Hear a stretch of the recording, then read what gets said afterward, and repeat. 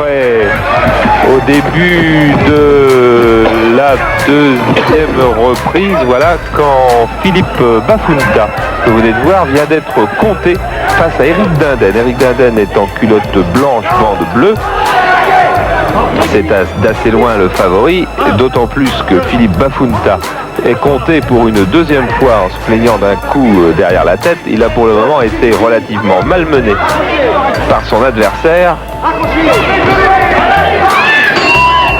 Et voilà, au moment où retentit le gong, une droite en compte de Philippe Bafunta, Eric Dinden à terre, KO pour pas mal de secondes.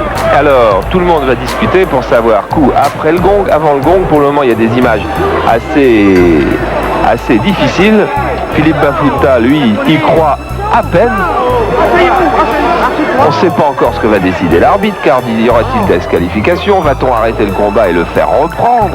Ce qui à un moment, ce que croyait un petit peu dans le coin de Bafunta. Et en fait, vous allez revoir ces images et écoutez bien le gong.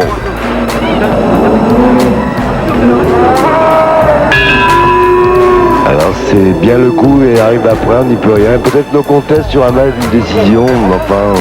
Le coup est arrivé après, mais il a été armé avant. Et il ne faut même pas arrêter entre le moment où on l'arme et le moment où il arrive.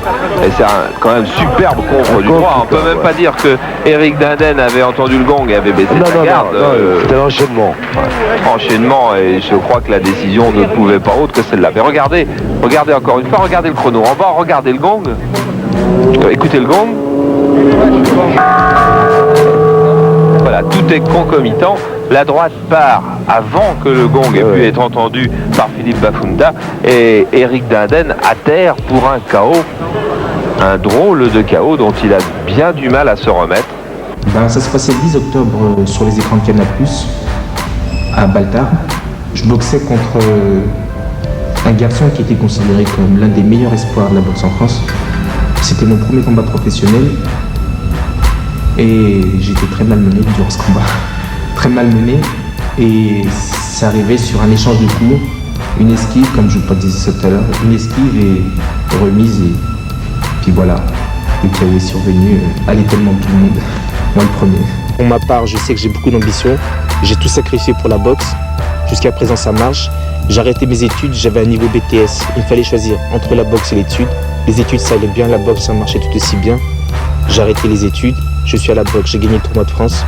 Maintenant je sais que j'ai les moyens d'aller plus loin.